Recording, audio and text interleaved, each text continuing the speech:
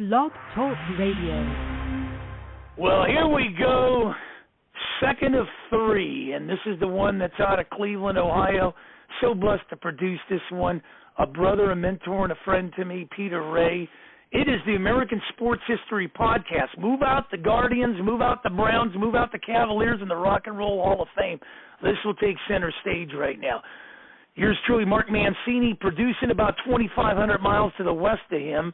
347-205-9631. If you happen to miss it, we realize 30 minutes goes by quick. Archive show, blogtalkradio.com/Mancini Sports. Tell all your friends. Powered by Mancini Media now.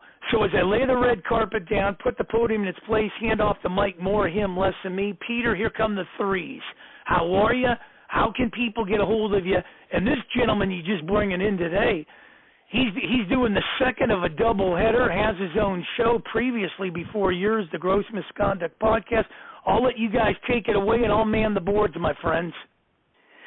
Hi, Mark. I'm doing well. I have a YouTube channel. It's my name, Peter J. REA. You're absolutely right. Tonight's guest played Major League Baseball and in Japan from 1990 to 2000 with the Cincinnati Reds, LA Dodgers, Nihon Ham Fighters, Boston Red Sox, and Houston Astros. In 1995 and 1996, he led the Japanese baseball in wins. Welcome to the show, Mr. Kip Gross.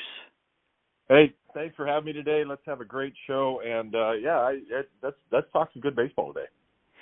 You know, back in the 70s, I was a kid, and I was really into baseball, and the Cincinnati Reds, Big Red Machine, won a couple World Series, and then so they were an incredible team. And then, of course, time passed, they got old, and I was shocked in 1990 and kind of discouraged because Cleveland was lousy year after year, that the Reds won again in 1990, and you broke into MLB in 1990 and played on the 1990 Cincinnati Reds, who were World Series champions. What can you say about that? You still got to pinch me about this because it's still a dream come true that anybody even get a play for a team like that, much less win a World Series in your rookie season. And you think these things are going to happen over and over again, but they just don't. So you got to savor every bit of that moment and what happened in your career. And to have that ring now at my house and to be able to show that to people once in a while, everybody just gets the biggest glow on their face when they see that ring because it's just something special because not very many people have them. But, that season, those players on that team, with Rio, all the way Hal Morris, you got Barry Larkin, Eric Davis. My God, what a player Eric Davis was. I'll go to my grave saying he was the greatest player that ever played that I've ever seen for or against me. And, when he was healthy, obviously, but to have that team come together and win everything that year, Jack Armstrong, one of the better pitchers that year, Tom Browning, just the names. I got to be honest with you. When I got traded over from the Mets to the Reds, I actually had to go on and see who their pitching staff was because I didn't know who they were. And it's hard for me to admit that to this day, but it was true. I didn't even know because they weren't really relevant in the National League at that time. And then next thing you know, boom, sweep start to finish, and it was a fun thing. Yeah, and it's been 33 years. They haven't won since. Now, what are your thoughts on the manager that year, Lou Piniella, one of my favorite guys? Lou, I'll go to my grave. He by far the best major league manager I ever had. Not even a question how good he was, what he did, what he brought to the team. He was honest with everybody. He treated everybody the same regardless of who you were, what you were, how you played.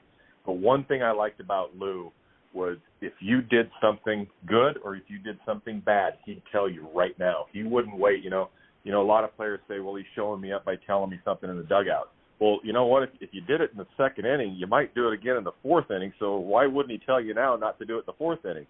And so I really respected Lou for that. And you know what? When we went to spring training that year, he had to give his, everybody's got to give their speech first year on a team. And he was so honest with everybody. One of the things I'll never forget about Lou with that speech to the team was, you know what? Pete Rose did a really good job here. He really did do a really good job. He never back-talked Pete one time. And it was just, from the beginning, it was all positive. and it was a really, really good, fun thing to see him, coming from all his baseball, what he did in his career and as a manager, and to be able to bring that and pass that along to all the players. He had a huge, huge input on that World Series that year. So I want people to understand that he was a huge instrumental part of that whole team. Yeah, and he played on those memorable Yankees teams that won 2 World Series in the late 70s. And did he ever talk about that, playing for the Yankees? He would if you asked him, but he wasn't that kind of guy. He was more all business as far as the team and the task that he had at hand. And so, like I was telling Mark on the last show, one of the things I really remember about him was in spring training early on, and Chris Sabo was in the batting cage that day, and he noticed something in Sabe's swing, and he flat out told him, he said, "Sabes, here's the deal. Rookie of the year last year, it's over with. Here's the deal, though. If you do this as a hitter, you're going to accidentally hit 15 home runs this year." And sure as hell, what did he do? He hit 15 more home runs than he did the year before, or whatever it was, something like that. But anyway, Lou wasn't afraid. He wasn't afraid to come to a player and tell him something. And in today's game, it's you don't see that, because coaches and managers, I think, have this little thing that if you mess somebody up, they're going to get fired. Lou didn't care if he got fired anytime. Lou was Lou, and Lou did what he had to do to win a baseball game. He was some of those old school managers. Where today's game, I think some of these guys they won't even back up their players sometimes. And Lou, well, you saw Lou on the field. He backed up every player anytime, any way he could, and he got ejected a lot. But Lou was Lou, and like I said, he was by far the best manager I ever had in the big leagues. I read a book. Can't remember what it was, but I believe Pete Rose was in prison at the time during the '90 World Series, and you guys, and he really played a major role in putting that team together and molding the guys. What are your thoughts on Pete Rose and the 1990 Reds? Well, Pete Rose, like I said, Lou came to that clubhouse that day, and he just gave props to Pete Rose about the team that was there, because he had a huge to do with that. What was there? So I never did meet Pete Rose personally. I never did. I just missed him by 1 year. But what he did, and I just wish he would have later on quickly admitted what he did. He'd be in the Hall of Fame today if he did. And to just keep on lying to the public and to baseball and keep doing what he was doing, I can't respect that out of Pete Rose. But, what a hell of a ball player he was. He was just one of those guys that he played the game right, and he was going to play to win. And that's what Lou Piniella did. He played the game to win. And it was Pete Rose, I don't really want to say a lot about him because I don't know him personally, but the guy did what he did, and finally he admitted to it. And, a lot came off his chest at that time and off his, what he was doing to be able to say that. But if he'd have done it earlier on after he got caught, God, everything would be different today in the game of baseball with him and the Hall of Fame and how people respect him. So he did what he did, so he's paying the price. Yeah, gambling addiction is such a tragic thing. It's so destructive. And he got caught up in it. And so that was a real shame. And now they're really promoting sports gambling, which is really getting more people into that possibly. Now listen, your teammates on the '90 Reds. Let's go through them one at a time. What you remember about Todd Benzinger?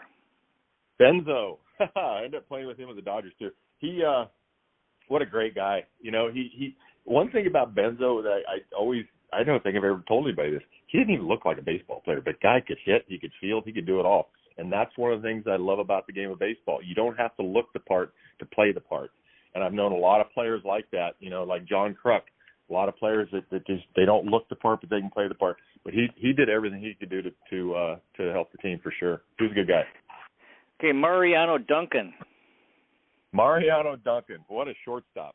He could play second, he could play short, he could play third, he could play in the outfield. He played anywhere they needed him. And that was one of the things I loved about Mariano was he did what he had to do to win too. That's what I'm talking about. The '90 club was there was so much of that going on that guys would do whatever Lou asked them to do. And Mariano was a hell of a ball player, by the way. And he's he's not thought of that much on that team. If you really look at it, you don't hear his name very much, but what an instrumental part of the team he was. Barry Larkin. Lark, one of the best athletes I've ever seen on a baseball field, no question about it. Was he a superstar? Not in my opinion, he wasn't. But my God, he was so consistent. All-star. He played shortstop like it was like he invented shortstop because it was so easy for him to do. And he could run and he'd steal bases on his own. He could hit for average. He did it all, but he wasn't a superstar. And a lot of people might argue with me about that, but Eric Davis was a superstar. Barry Larkin was just a really, really great. Now he's in the Hall of Fame. He had a great career. And, God, I wish I could have seen Eric Davis do that too. But, yeah, Barry Larkin, I'm going to tell you something about him too. I got a bat signed in right now. He used to call me Pards because when I first got to big leagues, I was still wearing Levi 501s and boots.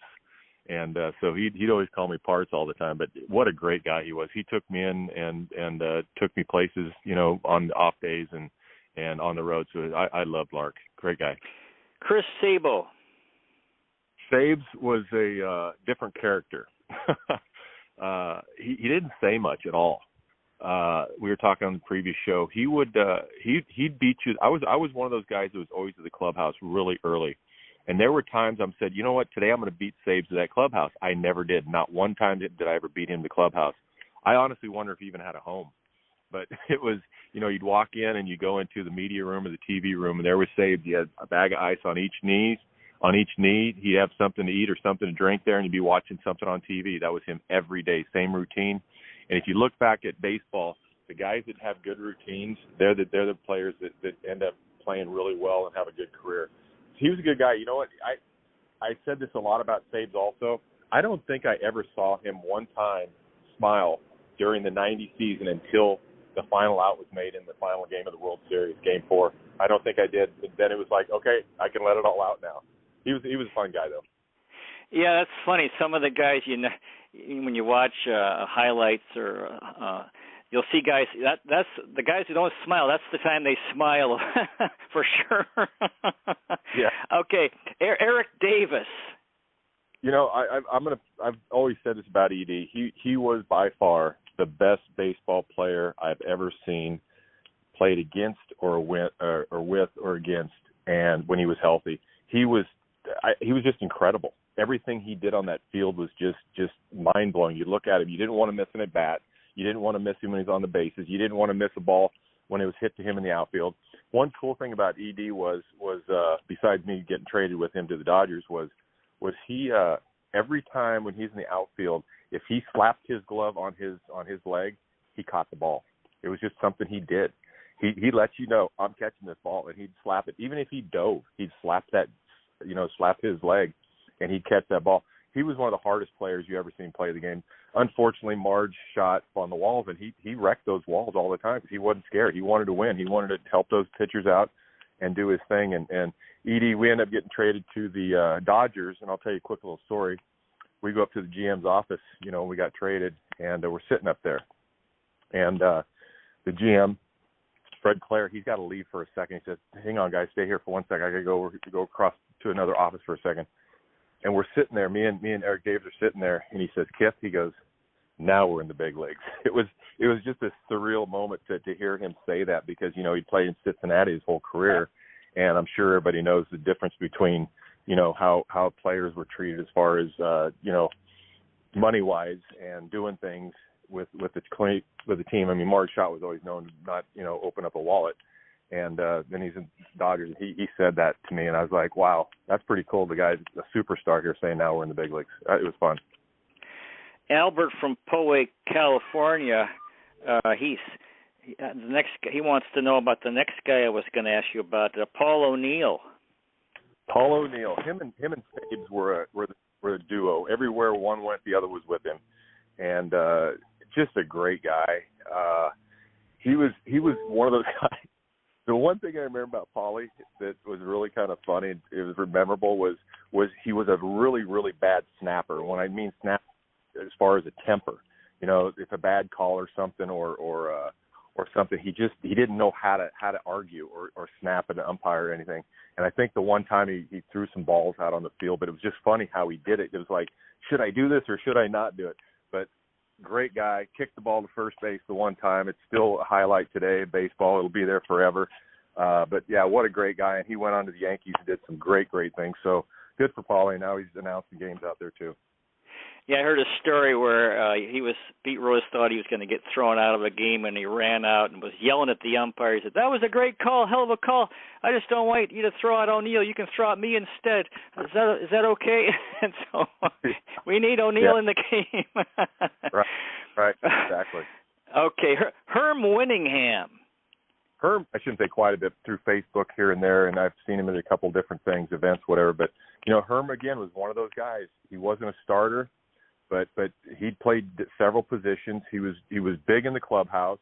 Everybody liked him, and he could do some different things. And that's one thing with the 90 Reds. Everybody had a little role, and Herm had that role where he kind of did whatever he had to do. They needed a pinch hitter. If they needed a guy to play wherever in the field, he'd go do it and wouldn't complain about it. He'd go do it willingly and help the team win. And that's what you have to do. Herb's a great guy, by the way. He's another one that people don't think of when you think about the Reds. But, yeah, he was another really good one. Ron Oster, or how do you pronounce it? Oster? Oster. Ron Oster. Oster was probably, believe it or not, the leader of that team. He was probably the leader of that team. Second baseman, older now, and he had been with the Reds for a long time, and he was so respected. Ron Oster was so respected by everybody. He was like the older guy, no superstar, nothing like that, but he just got the job done. And you get guys like that. That's what you want. You want guys that they catch the ball that's hit to them, and doesn't make the great play all the time, but they make the play that you're supposed to make, and you hit the balls you're supposed to hit, and you don't mess up when you're hitting base running like that. And Ron Oster was huge. I remember when we had our reunion for the 90 Reds. He was the one that got up and spoke to tell everybody what we're doing and how we're doing it and stuff like that. So he was very, very, very well respected in the clubhouse. So there was a guy from the Big Red Machine, Ken Griffey Sr. Oh yeah. Senior. Oh Griff. He was something else. My whole career, one thing I always wanted to do was I wanted to learn the game more and more, and I wanted to talk to all the older players and coaches because, they'd been around. What, he played for 22 years, something like that, Ken Griffey Sr.? And so I would always go down to Griff, and I'd sit next to him during the game, and I'd try to ask him questions about stuff going on, whatever. He would get up. He would literally get up and say, "Gross, you stay right here. I'm going the other end of the dugout right now." Because, I'd always want to learn. And so we got along great. He was a great guy, always smiling. I'll never forget when his son got drafted number 1. We're talking about the whole draft and how things worked out. And he said, "Hey, Kip, one thing I want to tell you." He goes, "People don't know this." He said, if you go back and look at what he signed for, I think it was $80,000. I don't know why I remember this. I think it was $80,000. He goes, "It's not even close. He got $300,000, but they didn't want to report it because then all the other players would then up their ante and what their signing bonus was." So that's a fact about his kid, Junior. Good guy. Did Ken Griffey Sr. ever talk about the Big Red Machine? You know what? That's what I'm saying. This whole thing with the Big Red Machine and these guys, they, like Lou, he never talked about his career, but they talked about, what we have in front of us now instead of the past. You learn from the past, but you keep going on, and now you perform for the future, and that's what he did. He was just a really positive guy. Every time you see him, he's got a big smile on his face, right? And so he was just one of those guys you wanted to be around and talk to because he'd been there, he'd done it. He played for 100 years, and he was still playing. And he ended up playing with his son in Seattle, which I thought was an incredible thing to do. Good for him and good for his son. Bill Doran. Billy Doran. Billy Doran came over from Houston, and another great addition to the Reds. Great, really, really good second baseman. Knew the game well, played hard every day, showed up on time every day. If you needed anything, go to him and have a little discussion with him, and he'd help you with anything. Billy Doran, again, one of the most respected guys in the clubhouse, not a question about it. Pitching staff, Tom Browning. Browning, You know, God rest his soul. What a great guy he was. I mean, Midwestern guy from Wyoming, correct, if I remember right. And him and I got along because we're both from the Midwest. And another guy, do anything for you. And didn't throw hard at all, but threw that screwball up there. And he got hitters out. He won 15 games almost every year of his career. He was just one of those guys that knew how to pitch. And he knew if I pitched long enough in this game, I'm going to win a lot of games. And he told me, he says, you know what, if I start 30 games, I'm going to win 15 of them, just because I keep the team in the games. And he did. That's what he was good at. People don't know one thing about Tom Browning was the first year of his career, he had a great career, his rookie season. He got sent back to AAA the next season out of spring training. And that's, it's just because, he still needed to work on some things. So they sent him back. And later on, he said that was one of the best moves they ever made for me, was being sent back to AAA. So great guy. Jose Rio. I'll see him next in a couple months. We're going to do an autograph show outside of Cincinnati. But him and I got along really, really well. For some reason, he's just an always fun guy, always laughing and having a good time. And he would he'd always want to invite me out at times, whatever. And but he's just a workhorse. He wasn't going to come out of that game. He wasn't going to do it. And unfortunately, he threw so many sliders that ended up hurting his arm and his elbow. And he derailed his career quite a bit. But, here you got a World Series winner, and he was the most valuable player in that World Series. And very well deserved. Yeah, great guy. And you had Tony Perez as a coach. Tony Perez. There you go. Tony Perez. Yeah, he was a good guy. He's a tough one, though, because, he was always doing with the stuff with the hitters, just like, Ken Griffey was. And so, he would talk to you, but he has got such an accent, that Latin accent. He didn't always understand everything he said. Here I am from the Midwest, and so when he would talk to me and we'd have a discussion, I had to really listen to him. But another guy, big smile all the time on his face. It's kind of a theme I'm going through with this team, aren't I? How positive everybody was. And so, yeah, now he's in the Hall of Fame, deservedly so, from the Big Red Machine, and big RBI guy. He was big on that, and that's what he did. Great guy. Jack Armstrong. Jack Armstrong was one of the, believe it or not, he was kind of a quiet guy. Didn't say a lot. He loved to work out, and he loved to run. Oh my God, that guy would run. He'd run 4 or 5 miles before his start. He'd go in the gym and he'd work out before his starts.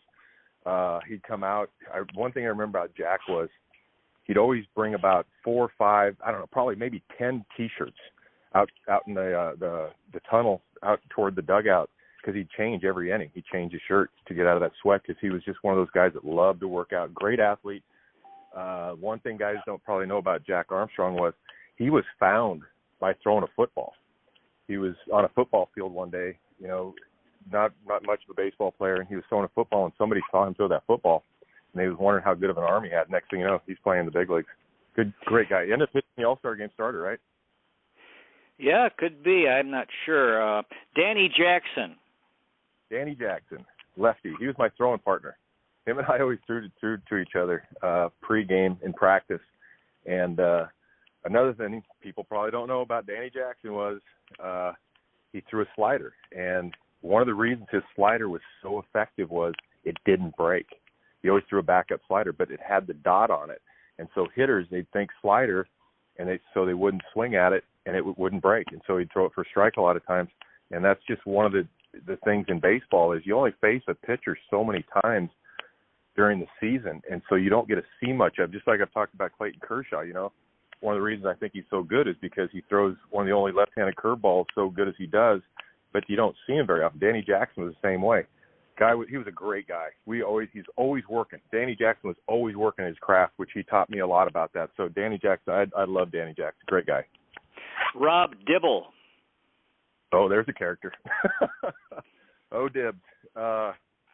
Dibs was the crazy guy on the team. People, he'd come in the game, and one of his first pitches, he'd throw to the screen, throw as hard as he could, throw the screen, and he threw very, very hard. I remember him getting clocked several times, 103 miles an hour, and that's on the old guns. Today, that would probably be 110, 115 is how hard he used to throw. But another thing people don't remember about Dibs, they thought, he threw so hard, that's why he was so good. he had a really good slider. He threw sliders and slider, and so he was just basically like Rio, threw a ton of sliders. That's why he had so many strikeouts. He didn't use his fastball. Sometimes his fastball would go out a lot faster than it came in, but he was a character. The Nasty Boys. God, Dibbs was just intimidating. Just an intimidating guy. He didn't care about anybody as far except for the team, basically. He got the one time he got in the fight with Lou in the clubhouse. That was right in front of my locker, by the way. And he just sometimes Dibbs didn't know when to slow it down a little bit. That was one of his issues. But God, what a great guy he was. He was a great guy. Ran with him a little bit, after the games too. Scott Scudder, Texas guy, I believe. He was. One thing I always thought about Scud was he had all the talent in the world. I just don't think he had the confidence to do what he should have done at the big league level. God, what a talented guy. What a great fastball, good stuff, off-speed pitches, everything. But I thought he'd get intimidated once in a while instead of going out there and showing what he could do and getting that little edge. But yeah, he was a good guy. Definitely a good guy though. Now the 1991 Reds, Hal Morris. I remember Hal when he came over. He came over for the Yankees with Lou. Lou brought him over, and what a hitting machine he was. God, he could hit. And another fact that people probably don't know about Hal Morris was he was a mover. He had happy feet. As a pitcher, you call him happy feet. What he would do is he might start in the back left part of the batter's box, but by the time the ball came, he might have been up close in the front of the batter's box. He just had happy feet. He was always moving in the batter's box. Whatever reason, I don't know. And in 91, he was vying for the batting title. And we are in San Diego, and he's 3 for 3 that day. He needs one more hit to get the batting title. And it was in his contract too. People have different incentives in their contract. And Billy Doran was hitting in front of him that day. And in the top of the ninth inning, Billy Doran makes it out. He doesn't get a chance to even hit in the ninth inning to get that batting title. But what a great hitter. He ended up being a great hitter throughout his career, and he established himself in the big leagues and had a great career. Carmelo Martinez. Carmelo Mello. Oh, God, I love Mello. Another Latin guy, always having fun, always smiling, enjoyed every minute of his life out there. First baseman, could hit a little bit, could hit for power a little bit, and just another guy. He whatever you asked him to do, he would do it for you. A lot of these guys in baseball, today, and some of these guys have been around for a while, they're only going to do what they're supposed to do, and they don't want to do anything else they're not supposed to.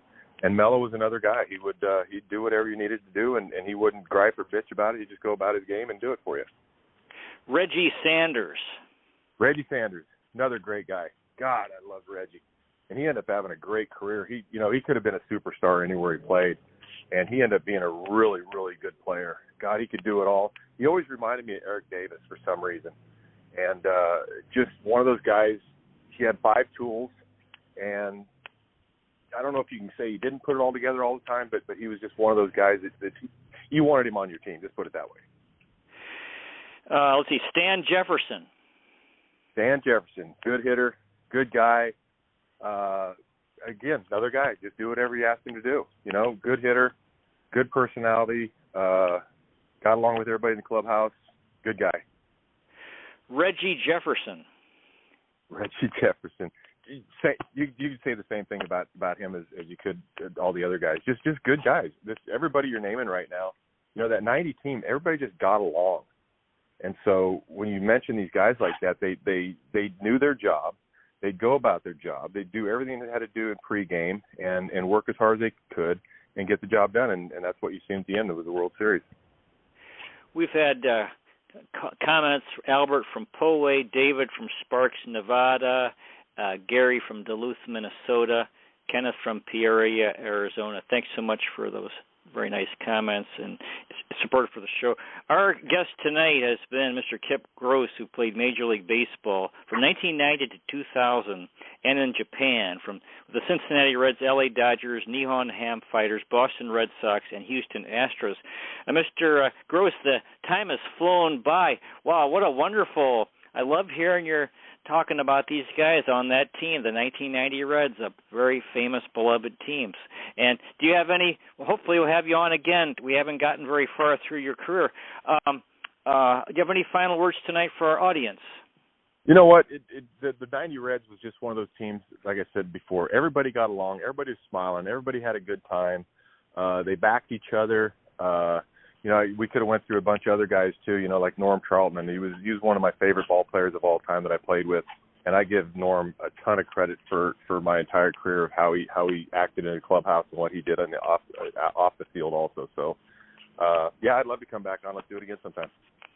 Oh, wonderful having you on. Mr. Kip Gross won a World Series in 1990 with the Cincinnati Reds, their last title. So we'll definitely invite you on again. Next week we're going to have, for the 29th time, the center fielder and leadoff hitter for the coolest MLB team of all time, the Oakland A's from the early 1970s, Mr. Bill North. Dear listener, may the road rise to meet you. May the wind be at your back. May the sun shine warm upon your face and rains fall soft upon your fields. And until we meet again, may God hold you in the palm of his hand. Good night, everybody. Thanks again so much, Mr. Kip Gross. Have a great night. You too.